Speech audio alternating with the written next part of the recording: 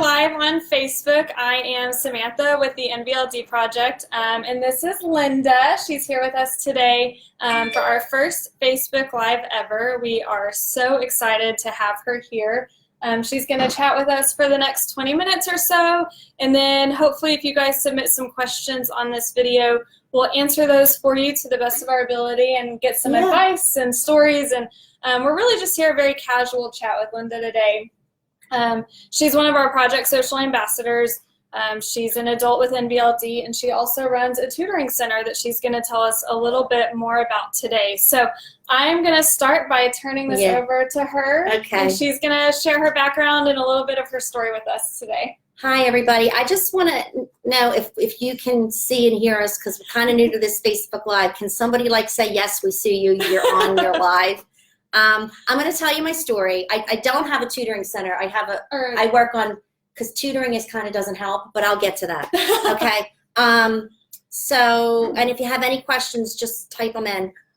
But do you think that we're live? Do you think it looks like we're live? We've got some people watching us. Okay, we're people watching us. Okay. So where do I start? When I was a child, I struggled tremendously. I didn't know what was wrong with me, but I knew something was wrong. I was terrified to go to school. I became school phobic. I had stomach aches all the time. And I remember telling my mom, guess what? My stomach doesn't hurt anymore. And she said, why? I said, because I don't care about school anymore. So I just felt like the teachers were talking a foreign language. And I didn't have any friends. I had a very hard time fitting in, and it got worse. I slipped through the cracks, because girls often slip through the cracks. I also have ADHD, which we can talk about how it's different from NVLD. And so, I was very well behaved, and it wasn't picked up. All it was the typical Linda needs to try harder, work harder. And I'm going to tell you, not much has changed in the schools today. We have a lot more awareness, but the same stuff is going on. And we'll talk about that too. So as I got older, I got very angry, and I started to rebel. And I didn't slip through the cracks so much anymore. I was hanging around with people that were just like me, which was good because I fit in, but we tend to get in trouble, doing things without thinking, being impulsive. And I had a very rough road. I had great parents, but they didn't know because nobody knew about this. And I learned things the hard way. And I'm really lucky that I was able to, go to college. I put myself through college, cleaning houses, and do what I do today. I would have never thought I'd become a teacher because I hated school. They pushed me through.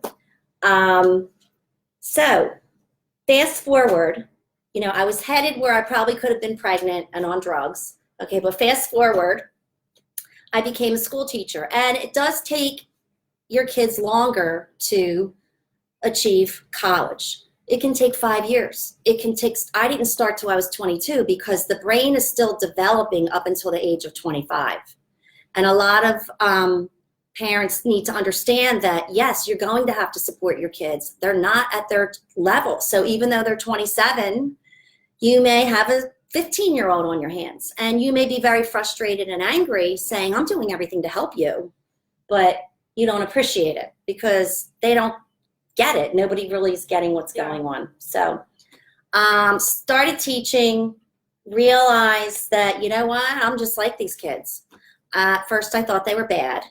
And in the 90s, nobody really knew much about NVLD at all, or ADHD. I was lucky that one of my parents was a professor, and she educated me about it. And I said, hey, I have this. I had a horrible time organizing myself, because we have a horrible time with that with NVLD and ADHD. My assistant helped me organize the classroom. I got an award from the governor. I did a great job, but I had to work so hard at it, it exhausted me, because we have to work longer and harder to meet our potential. And I also wanted to make a difference, and I figured out I can't make a difference in the public school. I did a ton of research. I went out on my own. I was tenured. I wasn't asked to leave. And I was inundated. I started the first social skills program in New Jersey, and nobody was dealing with this. I was just inundated. And then I started helping kids the way I really wanted to help them. Yeah. And then I started researching about the brain before anybody was talking about the brain. And I learned a lot about executive functioning. It's a new popular buzzword, but it's been studied by neuroscientists for years. And I started doing brain training, and I was kind of ahead of my time. So it was hard to explain to people what it was. Yeah. And Because no one knew. because nobody knew. And so I was able to make a difference, and I've been doing that for over 20 some years. And it's not a job, it's my life. The things I wanted to talk about that we were saying earlier is that I pass so well, because look at me. I don't have two heads, okay? I'm very well spoken. We are very well spoken with nonverbal learning. Words are our life. They're our shield. They're our protector.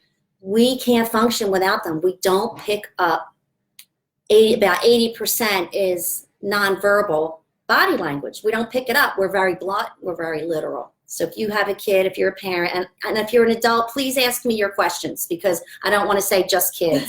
This is across the lifespan. It's not going to go away. But it's a lot more doable now. The first research said that there was a high suicide rate because people didn't know anything about it. But now that we're more aware, but you as a parent have to take action. The school does not help, does not have what you need to help your child. And I'm going to explain that. Everybody wants tips. Everybody wants strategies. I'm going to give you the biggest tip right now. Go online and research strategies. That's where you're going to find them. And I connected with Dr. Rachel Morgan, and something that I always knew, but she proved it in her research, that she didn't study the environment. She didn't study the child. She came up in her research that strategies and modifications do not make a difference. That's the easy part. The number one thing is the relationship between the student and the teacher, and trusting the learner and asking the learner how they learn. But when we think about teaching, I taught for almost 10 years. It's about compliance. I'm going to share this information. You're going to comply. And what we've known for years is you can have kids staring out the window, and they probably can be listening better than people that are just making eye contact. Now, when I went to school, I had a teacher that told me part of listening is looking, which is not true, okay? And a lot of it has to do with the educator. And I'm not bashing teachers, because I was one, and they're overwhelmed. I can tell you that right now. And there's dead wood in any profession. Some go in because I know, I want my summers off, I want this. But there's a lot of good teachers.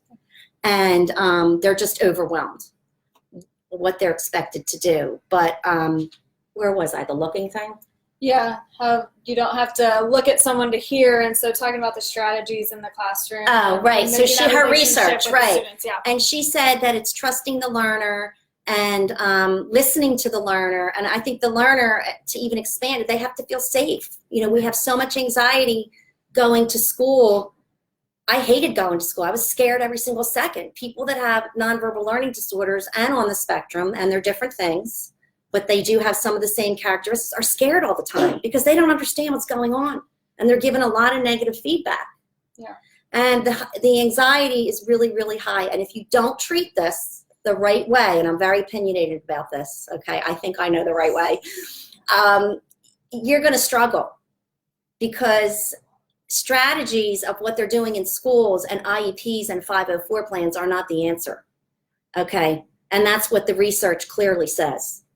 Okay, so if my biggest tip is educate yourself as a parent, find out what it is, understand your child. I have a lot of parents that come in, and the young adults, they're ready to kick them out of the house. Yeah. And until they really understand this. And I go around and around with parents. And, some of them, I talk to them now years later. I'm like, I'm surprised you still talk to me. Because I would just go around and around and around. And I'll say, no, that's not it. He's not lazy. Yeah. I'm not giving them an excuse either, because there's part of kids just being kids. But, like I said, you can be 25 and have a 15-year-old on your hand. Don't be fooled by the bigger body. Yeah. And the opposition and the rebellion, because they don't know what's going on either. So they start, this is another thing I wanted to tell you about Sally Smith. She's late, but she used to have this school called the Lab School in Washington. And she came up with these masks when kids are uncomfortable, or even adults, because remember socially they're on a lower level, they start, it's embarrassing, okay? You look okay. People think you want special attention. I have friends that sometimes think that I can't tell them because, you know, it passed so well that, so you have a kid, they're sick all the time. They're going to the nurse. They don't want to go to school, like me, school phobic. You have one that's a rebel, acting out. I don't care about school, class clown. You have a people pleaser, okay? You wear these masks basically to protect yourself. And they don't know they're doing it. They're kids, you know, young adults. They're just doing it because they're trying to survive. And they lie a lot. And parents get mad at their kids because they lie. Well, what do you want them to do? If you can't have the expectation where they can meet it, and you're expecting that, and you're constantly expecting that, and they can't, they're going to lie. Would you like to go to work where you didn't fit in, where you were looked at as different? You would feel very uncomfortable. Right? And most of us don't work for anybody else. And we're really smart, okay, but very underestimated. Yeah. Because of the way you present. A lot of entrepreneurs, but I don't want everybody to think, oh, everybody's not going to be an Einstein. Everybody's not going to be a JetBlue guy, you know, and that's okay. But I lost that's my neurotransmitters blocking up. Keep me on track. No, sometimes I just go. Well, and I think you were leading into some of the things that you and I talked about on the phone that parents can look for to know that their students might be struggling with a learning disability. Yes. I think you were kind of starting to I'll get into and young adults. And like me, I still do these things because it's brain-based, very clumsy, bumping into things. Okay. Eating is a lot of coordination. And crumbs, you know, my family, oh, we know where Linda was because all the crumbs are around her. You know, spilling things on your shirt. I have to be very, very careful, especially when I'm out in public. And like right now, I have to watch my tone of voice. I have to be aware of everything I'm doing, and it's exhausting. But to fit in, you have to do these things. So you're going to look for motor skill problems, fine and gross motor skill problems. Now, one of the neuropsychologists that I work with says this doesn't fit everybody. It's not a clear-cut thing. So you may read things, but it may not pertain to your child, okay? Because it's a discrepancy between your performance and verbal IQ, and there has to be so many points that's a difference. So one of the things I do is I'm terrible with keys, you know, putting them in the locks, any kind of like my printer, anything that's mechanical, I just get frustrated. I can't do it. And so look for that. And look for your kids being very, very literal, even adults. Like, I'll give you an example. Like a younger kid, one time when I saw a younger kid and I asked the dad because my car wasn't working, I said, can you give me a jump? And of course, a kid in kindergarten is going to say, why does the car need to jump, Daddy? That's normal. But for people that are very, very literal, they're not going to get that. So they kind of fake and pretend they got the joke when they didn't. So you want to look for very literal. Another thing, which I know you'll identify with, is you probably said to your kids, oh my gosh, you're going to be an attorney. If you've said that, because they're very black and white. You didn't say this. You said that. And they will argue with you and argue and argue because it's either black or white. There's no gray. And then you have behavior problems because of that. Okay, being easily led, taking advantage of. These kids need to be protected in school. And it all happens on the playground, in the hallways, and they really don't have any protection. Because they don't know how to fend for themselves, because they don't have the ability to. Yeah. And they're naive and they're gullible. I had one kid eat an onion just to fit in, and they said, eat this. And he ate it like an apple. One of our commenters is talking about how her daughter awkwardly laughs when she doesn't understand the social situations, which we talked about earlier as well. Yeah. So a lot of the things that I do are, I work with kids all across the country, no matter where they live. And I'm going to talk about executive functioning because that's the things you can look for too. Yeah. Okay, so I said the klutziness, being very verbal, getting lost. Okay, if your kids need to go from one class to another class, they may not know how, and they may be embarrassed. They don't have that visual memory, that visual spatial, where's my body in space. What I did was, when I was in high school, I would follow the person that was next to me, so I would know how that I was in my next class, so I could find my way to the class. And when I was teaching, there was one school that I was in that had a lot of complicated hallways, and I had a really hard time with that. So I would go in right before or after school, and I just memorized it. I made myself learn it because I was embarrassed. Yeah. So you need to go in before the school year starts. You need to practice, get that schedule and practice. How am I going to get from here? How am I going to get to there? Organize the locker. A lot of the kids will get demerits because teachers think they're goofing off and they're late, but they're slower to gather their things to get to that next class.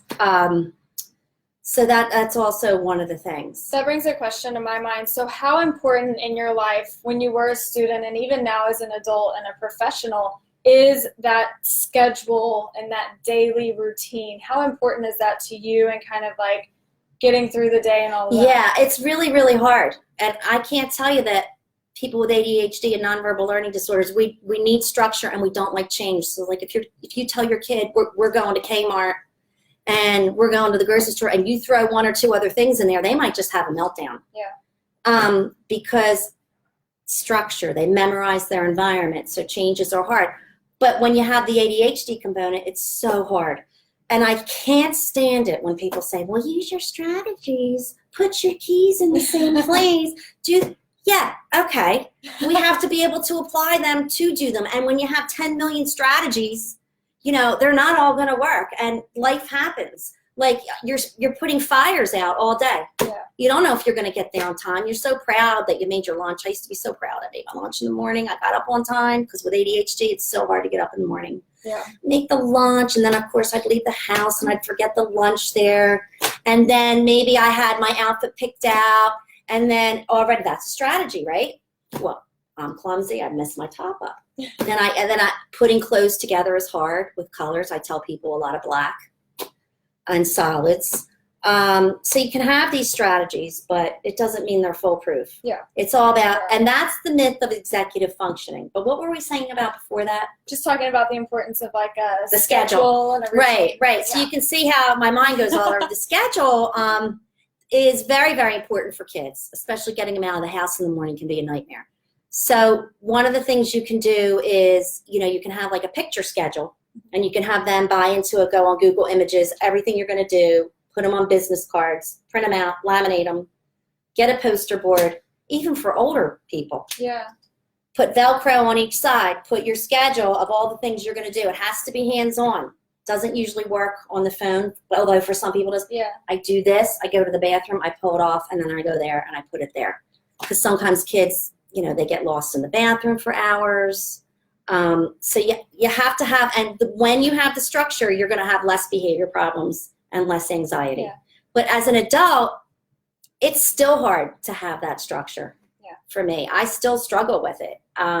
When I'm not anxious and when things are going well, then it's easy for me to have structure. Yeah. But so that's the schedule, and the routine is important. Yeah.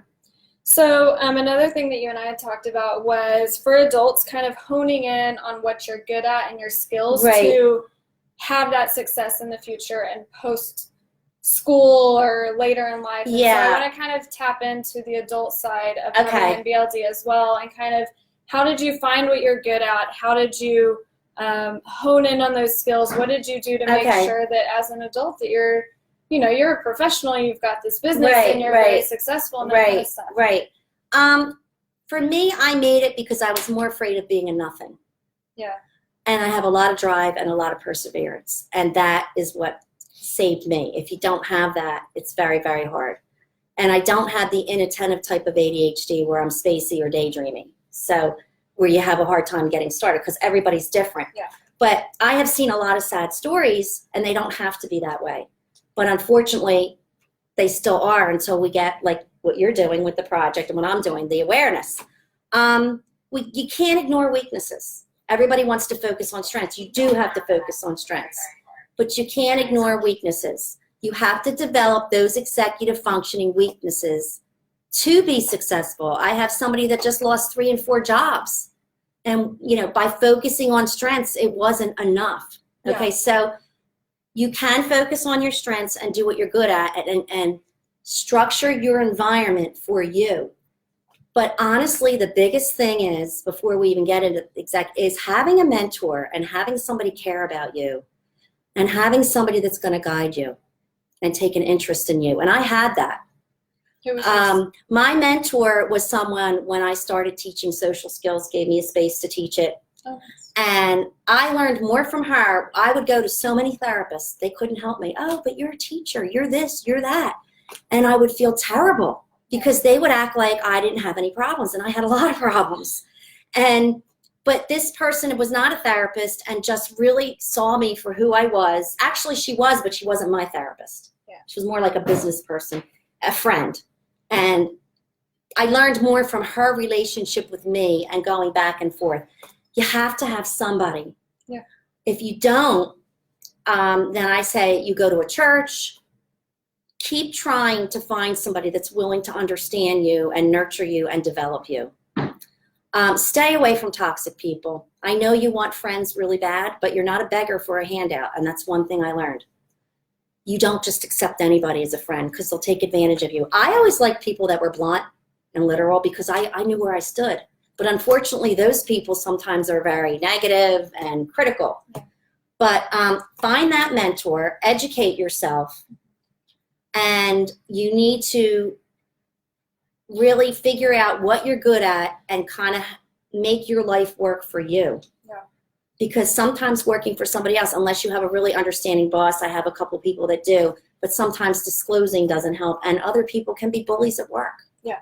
So what I say is, strategies will only get you so far. So executive functioning is a big part of this. Okay, so everybody is saying executive functioning, and what they're doing in the schools is on-time tests, sit to the front of the room, color code, learn study skills, even for adults. Let me tell you, you don't want to learn study skills. By the time you're that beat up, and they're not going to help you.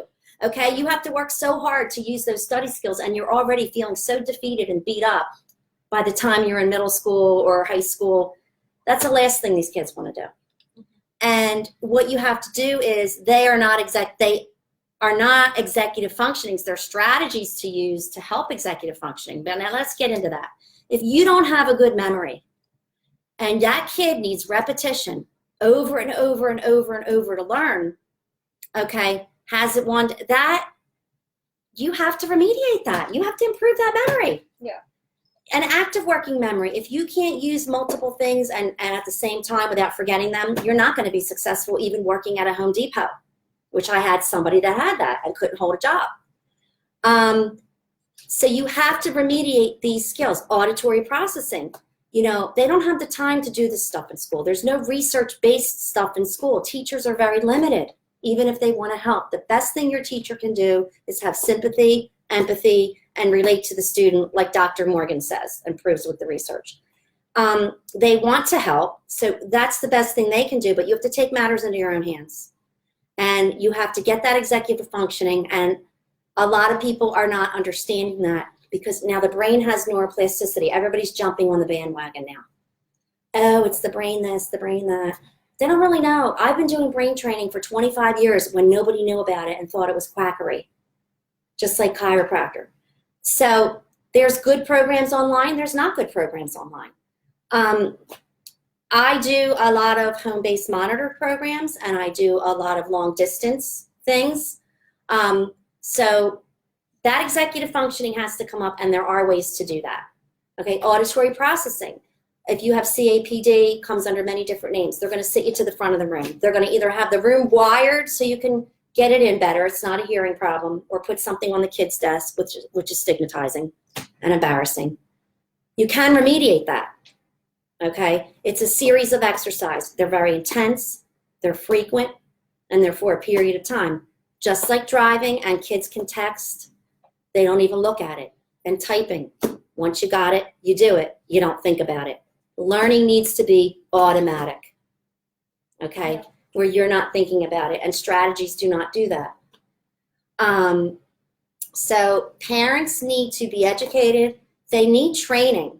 A lot of them get therapy, but therapy for these people, like I went to therapy, they just want to talk about your feelings. Nobody could help me. Everything that I do to help people, I've done myself. They just want to talk about feelings. Now, feelings are coping methods, teaching you how to cope. You know, deep breathing, counting to 10, meditation, you know, all that stuff is good. I don't want to knock it, but it's not good enough. You change the processing of somebody, you change the performance and the skill level, you're going to feel better about yourself. Yeah. And so I coach parents how to do this. And social skills, another thing is, social skills groups are good, but no kid is really going to benefit going to a group once a week for an hour. They're good for exposure. They're good. The first thing is you have to know the social skills before you can practice them. So you have performance deficits and acquisition deficits. Now, especially people with Asperger's, once they learn them, they can kind of take off because they like facts. Yeah. And I like facts too, and because we have that in common, we can kind of run with them. Yeah. 1 + 1 = 2. Nobody tells us about eye contact. Nobody says when they're rolling your eyes, you know, you're boring people. We need to be taught, and we don't learn by observation. Most people learn by observation in their environment. We don't. We need to be taught. Okay, just like math, just like there's formulas. And parents need to know how to do that. Doesn't have to take a lot of hours. They need to know how to teach these skills simply and be a coach. Okay, Johnny. Remember, oh, I love the way you're looking at me. Let's talk about eye contact. You're looking at me. That's so great. I feel like you're really listening to me. Oh, put them on some kind of incentive program. Remember, incentive programs don't change neurology. They're not going to change the makeup of your brain, you know, but they help to practice these skills and to build up self-esteem. So now we're going to go to soccer practice. Okay, remember we practiced the eye contact. Okay, go up to so-and-so. Da-da-da-da-da. Need a coach. A lot of times they go to the groups.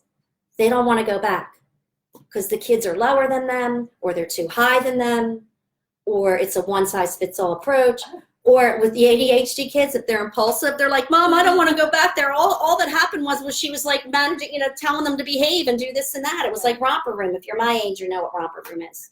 And so, yes, groups are good, but I have a protocol that I follow, and that is test executive functioning, train it, build it.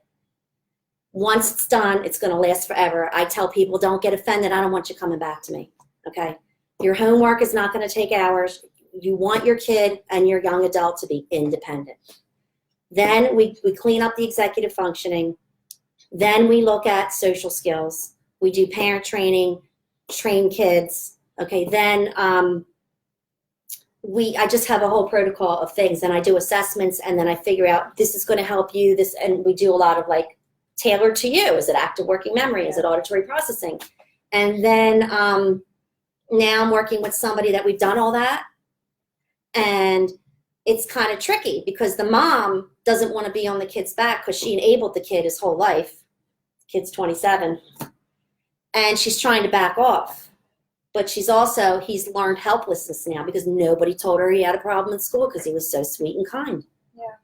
And now they just found out at 27 that he has a nonverbal learning disorder. And that's what I said. And, you know, you don't need, neuropsychologists are good. Sometimes I think it helps the parents more than the kid so they can understand what's going on. Yeah, and that seems to be kind of a reoccurring theme with what you're saying, is making sure that the parents really understand their children and how they learn and how they comprehend information and that kind of thing. And get the right treatment, because if you know, then they go away there, and I see parents waste thousands of dollars on college because mom isn't there to scaffold the brain anymore. Yeah. And they can't do it, not because they're not bright enough. When I get them, I say, look, you're going to stay out for a year. We're going to work together for a year, and you're going to go back. I had one girl that was in community college for 4 years. She worked with me. And not to say that I'm so great. I'm just saying that these are different ways, that things you have to do. She didn't have any executive functioning, and strategies weren't going to do it because it takes longer for people like us. It took me longer to graduate. Went back. Went on her merry way, became a teacher, just went through, and because the executive functioning was remediated, and it wasn't by strategies. Yeah. And it was by being understood, like Dr. Rachel Morgan's research says, having somebody believe in you, believing in yourself, having somebody be a partner with you, not being sympathetic, non-judgmental. And if you have a spouse that doesn't understand, you better get them to understand. Or because a lot of marriages break up over this. And that's a lot of what I do too. And I'll have mostly dads, angry dads coming in because they're working all the time, right? And they think you just can't handle this. And, you know, once they get it, they're like, oh my gosh, you know. So that's like the theme that I'm saying. Yeah. So the parent and the social skills is a big deal. 80% of life success is not what you know, it's social skills. So you really have to learn how to elicit those skills. So you have to, anything, it's like a foreign language. Like if you find yourself saying, look, I know I said this, but this isn't what it means. You have to explain that. And you may be exhausted. Oh my gosh, I have to explain this. I have to explain that. It's exhausting. But you have to do it because they are not getting it. And, you know, so like if you're going to go, you have to verbally put words to things that people don't normally do because we only learn by words. Okay? We can teach how to recognize body language and all that. But like if you're looking in the mirror before you go out, like everybody has a mirror by their door and you're like, all right, do I look good? Do I have anything in my teeth? You know, and you can't just do that because they're not going to pick it. You're saying, when you go out of the house, Johnny, okay, we're looking at yourself. Is your hair okay? Is it because you want to look presentable? Yeah. Right? But you have to say that. You have to put, and so this is the things, it's not hard for parents to do. They just have to learn how to do it and be trained. And a lot of times therapy doesn't really help. Yeah. You know, like going and just talking about feelings because it's skills-based. Yeah. Yeah. Definitely. And I don't know if there was anything. No, I think so. We've hit 30 minutes. I know. It's so easy to start talking I could talk about this forever because this is what I do and I love it. Yeah. And I'm just saying, oh, the other thing I wanted to say is that it's so invisible. And that if somebody is in a wheelchair, you're going to understand and open the door for them. Somebody has breast cancer, we understand that, but we don't understand we need support from people. And everybody's so busy, they don't have time to give it to you. Yeah. You know, but you do need extra support. And so you have to try to find people that are patient and kind to get that because you can, and you do this and you can mature and you can grow. It's just going to be like you're, you know, a lot of late bloomers. Yeah. Yeah. And I guess I had some notes, but does anybody have questions? Yeah, if you guys are out there, you have any questions or want to hear anything, anything specifically from Linda or even from us here at the project, we've got your comments pulled up, so let us know. Let's see. Sarah, my daughter does that too. Kelly, what does your daughter do, Sarah? I think she was talking about, let's see, thanks for sharing your story. My daughter was diagnosed at 3 and stories inspirational. I don't know when she sent that, but I think that it was talking about the social skills and when you learn the things that you don't understand. And I do that as well. And I have a lot of, I never spoke out about this before, but I'm speaking out and I will tell you embarrassing things that happen to me because if I don't say it, nobody's going to know it. Yeah. Nobody's going to know. I think I told you to think about the fork, right? Yeah. Yeah. This is kind of one that you really have to watch out for your kids sexually as well, that they don't, because they're dying to be accepted. Yeah. Being promiscuous, easily led by boys or men. One time when I had a job, they sent me for a physical, just a work physical. And I did not know that I did not need a gynecological exam for that. And there wasn't anybody in the room. And it was a young man. Now I look back at these things when I'm aware and I say, okay, that wasn't right. Yeah. And I was taken advantage of. At work, there were people in the kitchen, told me to drive them home. It was in Camden, the dangerous city in the country, in the middle of the ghetto. Didn't know how to get home. Got lost, because I get lost all the time. The navigator changed my life. I couldn't even get anywhere. Yeah. Okay? I couldn't get I could get from my house to anywhere, but when I got there, if I wanted to go somewhere else, could not get there. Yeah. But just, and when they're driving, you have to be careful as well. Yeah. So I, will share things that are embarrassing, and I've never really done that before, but I want to do it now because and that's why I went in teaching. If I can help one person not suffer, Yeah. That's my goal. So that's what she said. So does anyone else out there have any questions or want to ask Linda anything before we shut it down for the day? We'll see if anything comes in. While we wait on some questions, yeah, I was going to say, while we wait on questions, Linda has a giveaway that we're going to do for anyone that comments, shares, or likes this video. So just let us know if you've got any questions. Oh, we have a lot. And no matter where you live, I will do an assessment for you. And you can go to my Facebook, which is Advantages Learning Center. It's 2 Ds. ADDvantages Learning Center. Just put that like in the search box. I don't have the address, and it'll pop up. Okay, so we've got a couple questions that I'm just seeing. Well, what's this one? This is making me feel so. Go up. Which one? Go up more. This is Oh wait, this is making me feel so much better. What you're saying is describing my daughter. Oh, we're so glad. That's why we wanted to I'm gonna cry now, Kelly. Oh my gosh, this trying to get her to school is going on, but because she's a quiet kid who just blends in, you start to feel crazy. Yes, you do. Yeah. Any tips on how to help the school see through? Yes. Okay. If you can get these teachers, they're overwhelmed. There's something that's as old as the hills, and I'm as old as the hills, because when I say that to the kids, they're like, what does that mean? Because it's like, they don't get it, right? Nobody says that anymore. There's this thing, his name's Rick Lavoie. Go on YouTube, it's for free. It's called Fat City, Fear, Anxiety, Tension. And it talks about, now this is old in the 70s, you know, we have simulations out there that are on YouTube. You can go look at those up for sensory processing, ADHD, and you can see what it feels like to have these things, because it's overwhelming. You're bombarded by stuff. But this is just old-fashioned being in school with a teacher. Now, back in the day, teachers could get away with saying, Earth to Linda, or why are you looking at the ceiling? The answers are on there. And I wanted to, now that I know, I'm looking up because it accesses my occipital lobe in the brain, and I can visualize what's in my notebook. But I didn't know that then. So back then, they could be very sarcastic and get away with it. But he puts these teachers in a position where some of them are almost crying. And if you can get them to watch that, and I'm actually starting some kind of simulation like this, going to update it, where he's like, he makes it coming at you after the other, and everybody, and the teachers are like, it makes you feel like what it's like. Yeah. Get the teachers to watch that. Yeah. Because he'll be like, what did I just say to you? I just said that to you. Turn to this page, do this. That's what it feels like. It feels like people are talking fast. So that's what I would say for the teachers. And we've also got some resources on our site, just explaining NVLD and some interventions. You can share that with the teachers as well. Take advantage of them. Yeah, so we've got a lot of questions coming in. I know we're running out of time. So can we answer those questions? We'll definitely answer all of them in messages back to you. We'll just reply on some of these. I can private message you or do a group or. Yeah, so we can definitely answer them on the video. We'll just go in and we'll answer them on the video. I do want to answer this one. My NVLD son, who's 11, is a rule follower, but he is very impulsive. Any tips for helping him control that?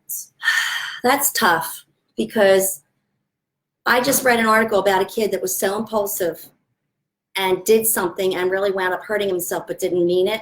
There is some medication. I know parents don't want to do medication, but if it's that bad and you're getting a lot of negative feedback, which can go into depression and anxiety and cause kids to be even more medicated, sometimes you have to weigh, is this better than the opposite?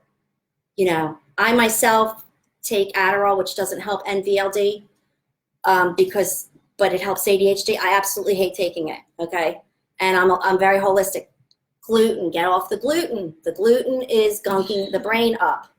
Get off gluten. Anything you do, 10% here, 10% there, it will add up. Impulsivity is just, I would have to know, I'm really good at, I need to know exactly what it is. If you tell me exactly what it is, then I have a way to get around that. But just impulsive, I need to know like what's going on. When is it happening? Where is it happening? You know, blurting, you know, definitely frequent breaks are always a good thing. But again, brain training. I see somebody's asking about visual spatial processing. That person knows that, yes, training the brain helps impulsivity. Yeah. I use a lot of programs that I monitor, Brainware Safari, the listening program, but you just don't want to do these programs. You really need to be assessed and have them monitored, because what helps one is not, they have to be done. That's a whole other conversation. But impulsivity, there are programs that can help that. Good. And so it's just a lot to answer right now. No, I could answer it better if, you know. So going into that, we have another question about if someone could contact you. So what we're going to do is we're going to wrap this up today. We're going to answer the questions that are left on the comments. We'll make sure everyone gets a response. I'm going to share Linda's Facebook and website with you all in the comments as well, because I know some of you want to contact her and ask her some questions specifically. If you've got some examples of the impulsivity control, message her some of those. Yeah, yes, I can help you. Yeah, and then she's going to be giving away an evaluation, correct? Yes. So if you have commented, liked, or shared this video, Your executive or you functioning. do that, she's going to give away, go ahead and explain what Yeah, it is. it's just, you know, it's not like a whole battery, a neuropsych. I just need a little snapshot. If your long-term memory, if you're 10 years old, it's on a 7-year-old level, not brain surgery, let's remediate it. Yeah. It's just a simple thing where I can get a snapshot. Your kid's not going to feel like, what's wrong with me again? It's on the computer. And then I interview the parent, and I get a lot of information.